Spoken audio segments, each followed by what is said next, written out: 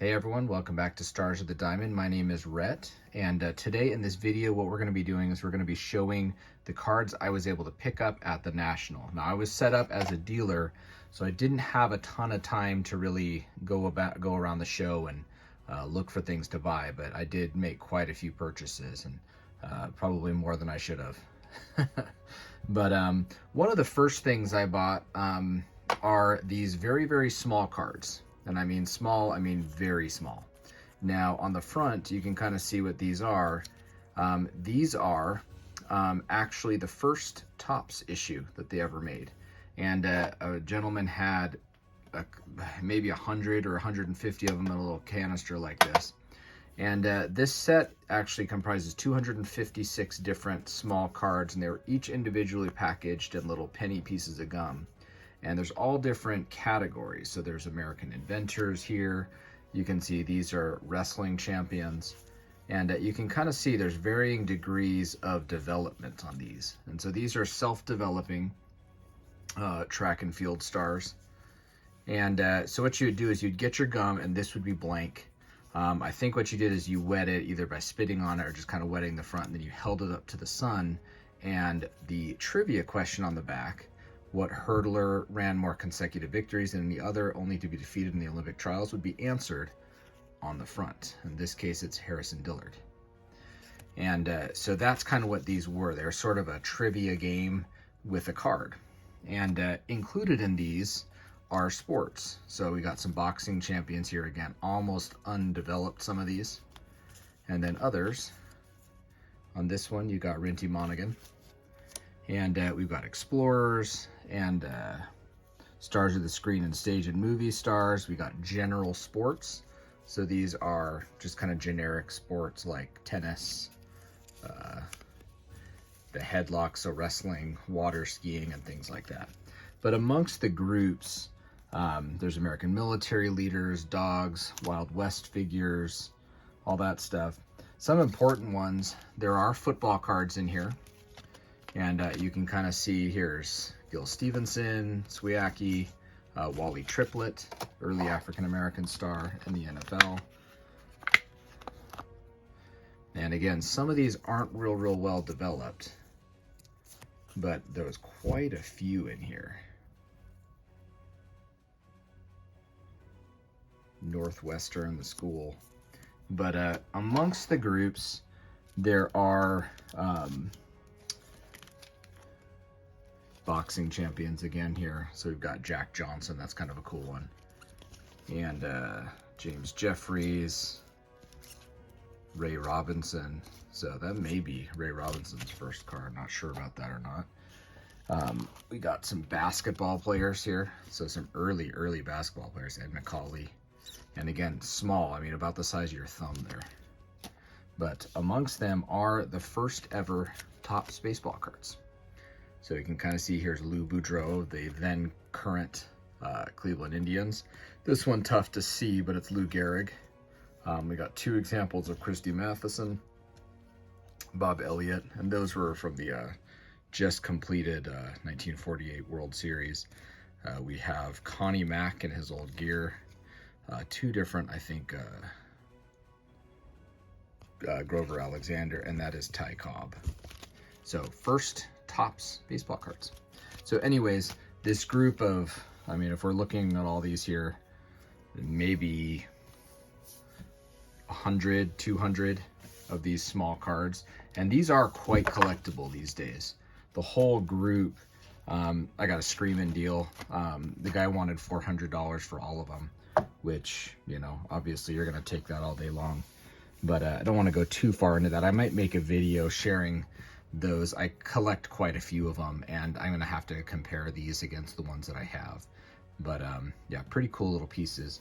If you check out my eBay store, KRY Vintage, I will have some of these, not these particular ones, but I do have some on my store, and I will be listing more. Another group that I was able to find, and sometimes that's the best thing. You know, people always ask me, how do you find the cards? Are you going to yard sales and things like that? And obviously that's not the right answer. The right answer is always, you have to be opportunistic.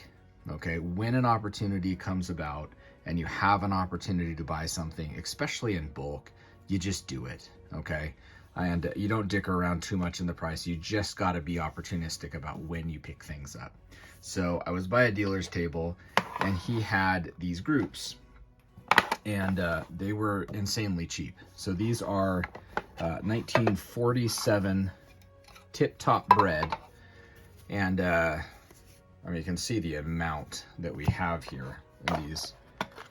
And this set is somewhat famous. It includes the first ever card of Yogi Berra, George Kell, and some of those other Hall of Famers that have rookie cards in 1948, 49 Bowman. These predate those by a year or two. But they were a regional issue, meaning the St. Louis players can only be found in St. Louis, the New York guys only in New York. And again, these were made by the Tip Top Bread Company. Now, there are reprints of these, and typically when you see a reprint, how you can tell if it's a reprint versus real, if you look at the bread loaf on the back, if you can make out all the details on it, like on these, real. If you can't make out the name, the words, things like that, probably a fake. So be careful with those. But this individual just had a mountain of the St. Louis guys. So these are the Cardinals, these are the Browns, the lowly Browns, and just a mountain of these cards. I went through and kind of picked out one of each of the best Cardinals that I'll keep back for myself, one of each of the Browns in kind of the nicest shape. And again, I'm not sure if I have any of the Browns or the Cardinals in my PC, but those will be compared against my PC. These ones are all duplicates at this point. And so quite a bit of duplication within these cards. So you can see quite a few of that particular player, Dick Sisler, who was the son of George Sisler. And so these are kind of cool. And I think these ended up costing me, once all things were said and done, when I bought all of them together, you know, $4 or $5 a card. So again, just something to kind of place on the eBay store over the coming years. You don't want to, you know, kind of saturate it or anything like that, but I mean, cards from 1947 for $4 or $5 a piece. And if any of you guys are TV aficionados, John Berardino was on soap operas and things like, I think like The Love Boat and things like that in the 70s. So became a TV star, and got a few of him here. But cool items, just kind of something that was opportunistic, not really something I was necessarily looking for, if you will. And so kind of moving forward, and again, this is going to be kind of all over the place. Now, I was able to pick up this card here of a guy named Sammy Bone, and that was my price that I had it at my table for.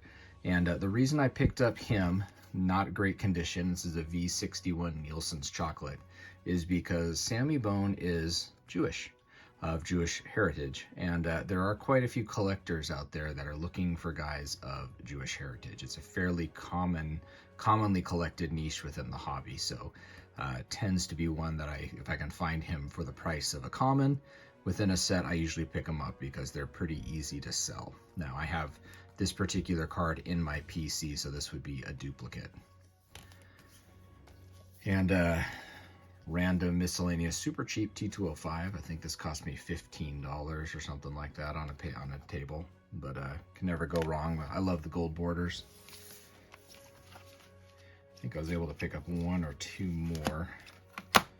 So yeah, these didn't cost me a whole heck of a lot, but again, just finding what you can when you can. And I think both of these were, yeah, with Honest long cut. So an original collector kind of placed some stamps on the back, but Honest, a little bit of a tougher back. So we got Germany Schaefer and Doc White here, but pretty cool. And again, if you're not familiar with that set, American League guys have this base path design, and National League guys have this Paul Thompson photo with their facsimile autograph on the front. So National Leaguers, American Leaguers. And some other kind of odds and ends. Found a Rittenhouse Candy card of Max Bishop. This is a kind of fairly obscure 1930s issue. And these cards should have that little extra bit on the top and bottom. Sometimes people will trim that to try to get a better grade. Don't do that. Okay, this is how they were issued. So leave them as is. but Max Bishop, kind of a nice little card there. Actually, pretty nice card for that particular set.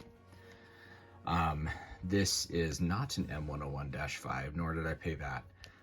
This is actually an E121 of Hall of Famer and vastly underrated Hall of Famer at that, Eddie Collins.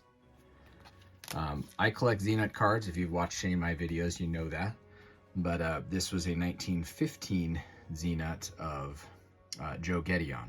And Joe Gedeon was famous for actually being one of the guys, not one of the 8 men out, but one of the ancillary guys that got kicked out of baseball for their involvement in said scandal. So his cards are fairly highly collected. Joe Gedeon, Bill Burns, a few guys like that were kind of implicated. But really tough year, 1915, and I think this might be an upgrade for me in my 15 Gedeon. So cool piece. We have here a 1917 Zenith of Jack Quinn. And Jack Quinn is also one of those guys that's pretty underrated and played forever. One of the few guys, trivia question here, one of the few guys that can be found in both the T206 set and the 1933 Gaudy set. Eddie Collins is another one. We just talked about him. But yeah, one of the few guys that his career sort of bridged that gap. But Jack Quinn, here he was playing for the Vernon Tigers, the PCL. So pretty cool piece. I got another E121 card of Mike McNally, and actually this is mislabeled, so that's why I picked it up. This is not an E121, this is a blank back, so this is actually what would be considered a Coaster's Bread card of Mike McNally. And he was issued late in the E121 set for the 1921 World Series between the New York Giants and the Yankees. And so that Coaster's Bread set featured only those two teams. And he was one of the players that wasn't in the original E121 set that was added for that set. And later added to the E121 set with rare backs. And if you want to watch that video about talking about those, go back to my old videos. And found a guy that had some pretty cool PCL stuff. And I was able to pick up some Obak cards. Now, I think these are all 1910s. Yeah, those are all 10s. These are 09s. Now, 09s are normally found vertical, but there are 7 or 8 guys in the set that you can find horizontal, and I like the horizontal guys. That guy looks happy. But I love the horizontal tobacco cards. And so those two were fun additions. And actually, we got both backs of the 1909 set represented here, bordered back and the non-border. And the non-border tends to be kind of hand cut for whatever reason. They tend to be kind of irregular in their cut. So if you find those that way, those are the 2 backs for that particular set. Love picking up 09 Obaks. Now these ones with the blue backs like that with the varying slogans are 1910. And the reason I picked these up is that in 1910, there were two sets made. The first set had 150 subjects, and the second set said 175. And so this particular person had a large stack of Obaks, and I don't think they realized that there was a distinction. And so I was able to find some 150s in with the 175s.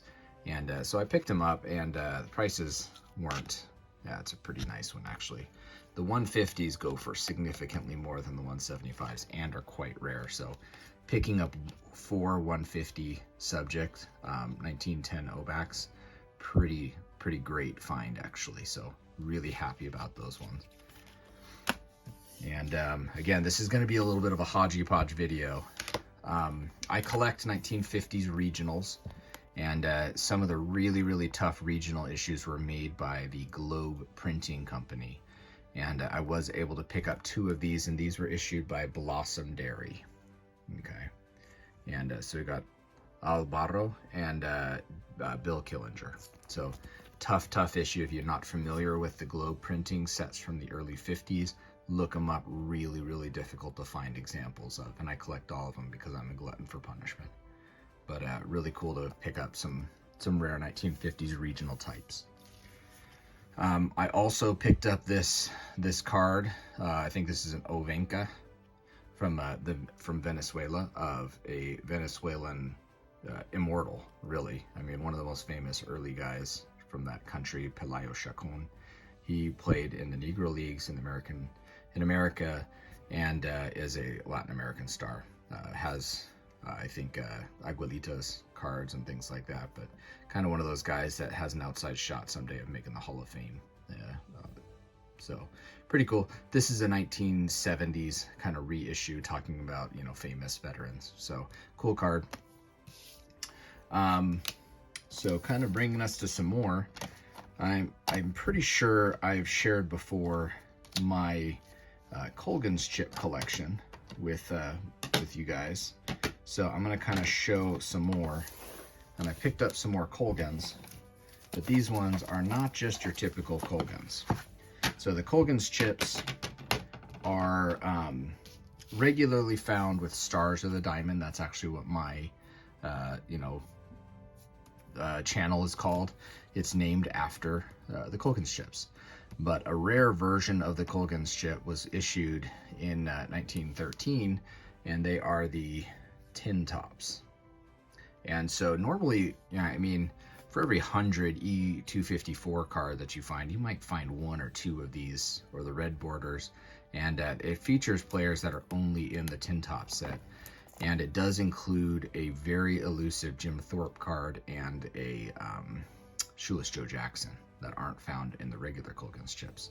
So I was able to pick up a fairly hefty stack of these tin tops. So was not expecting to see these at the show, not in quantity at least. So was happy to pick these up. And we got Orville Woodruff, Bill Clymer, Terry Turner, and again, all of these say the tin top on the back. So Bill Donovan normally is found with Detroit in the tin top set. He's now moved on to Providence. Then we have Donnie Bush.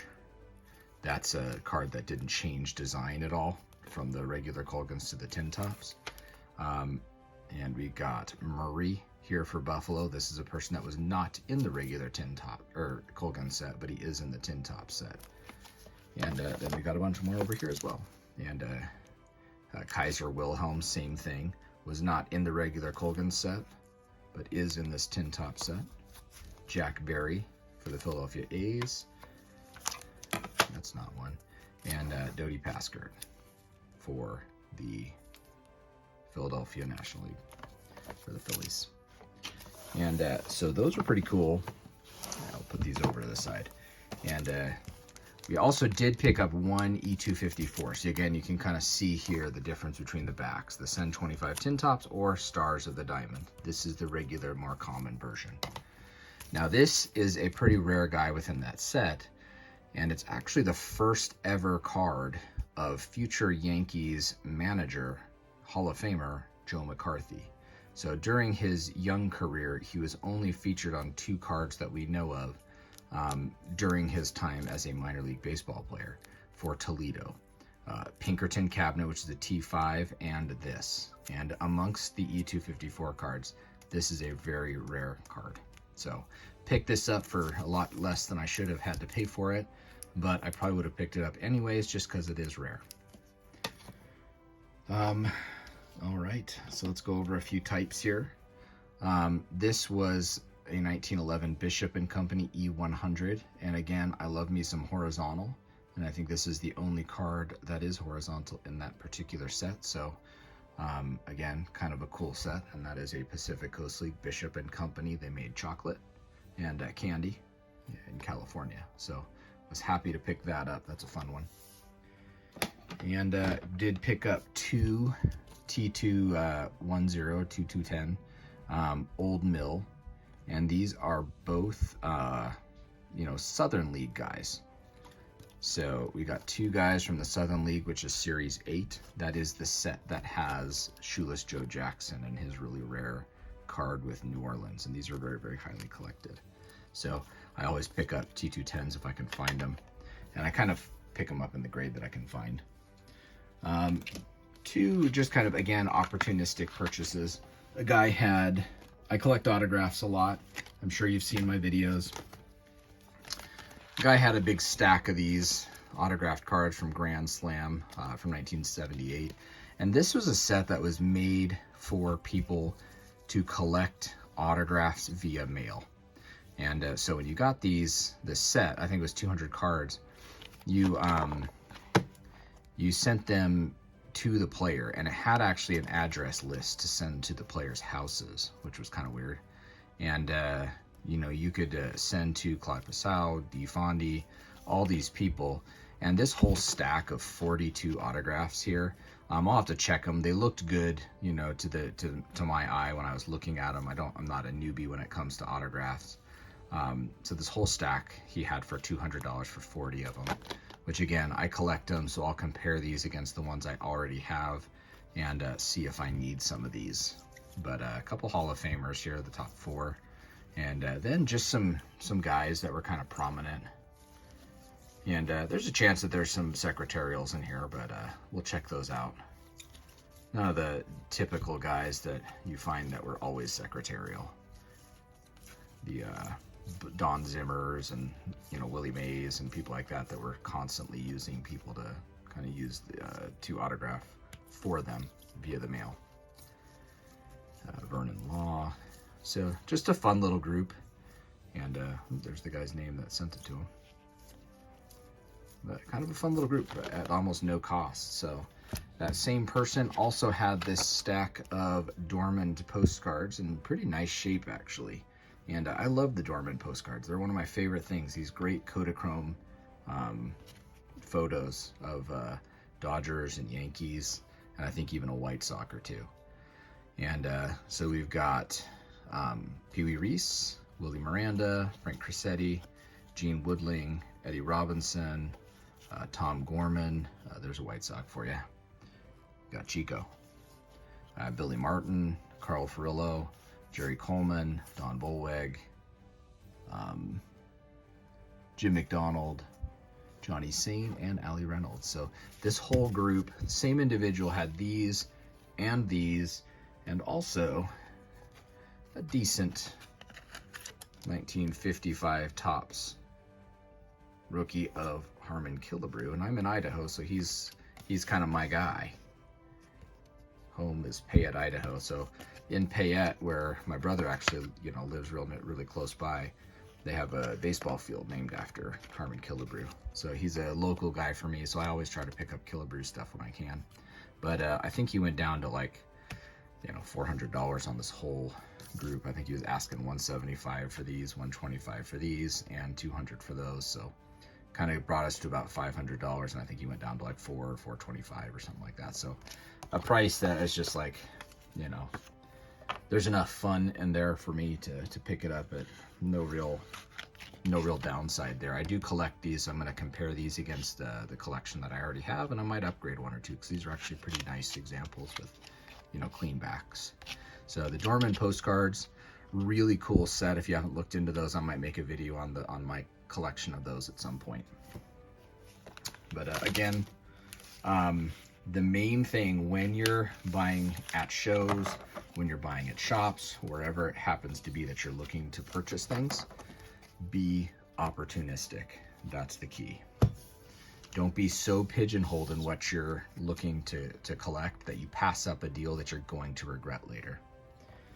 So yeah, it kind of brings us to a couple pretty exciting ones that I got. Again, you know I collect Znet cards if you watched any of my videos. So I was able to pick up 2 couponed Znet cards. And anytime you can pick up couponed ones, it's a good day. And we've got, I think this is Art Garibaldi, 1932 over here, graded a 3. And then we have a 1933 to 36, that's what the set's called, of Kurt Davis, who went on to have a pretty solid major league career after, you know, this same year, 1933. But you can see this one actually, the reason they're referred to as 33 to 36 is because when the coupon is removed, you can't tell what year it is, and they all look the same. But when they do have the coupon, you can see this particular example, the coupon expires in 1934, making this a 1933 Kurt Davis card.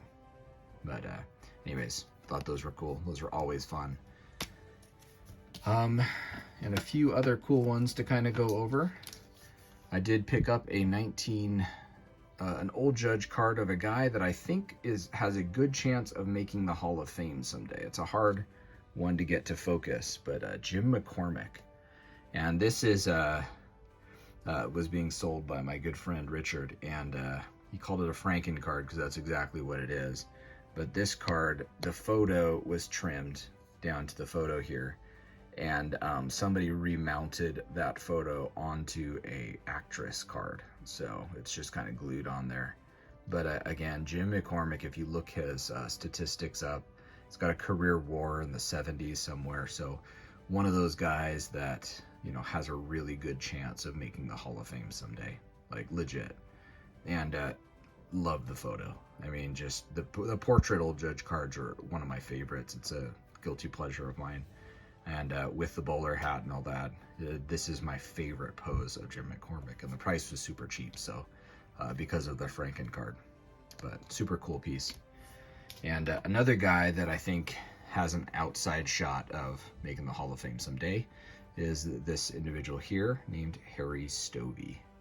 So just a solid major league career in the 1880s, and one of those guys that just is pretty underappreciated, and so really clean example of his card, and I pick those up whenever I can. There's a couple guys, Harry Stovey, Tony Mulaney, and a few other guys like that I always pick up, as well as Jim McCormick. That probably leads me to my two biggest pickups that I got. One was, this was actually a trade, and so I traded a basketball item that I don't really collect, basketball tickets, and I traded some tickets that I had for this Wayne Gretzky, graded a 7 OC, and it is, obviously you can see OC. It's the Topps version, but pretty solid, clean, you know, corners on that card.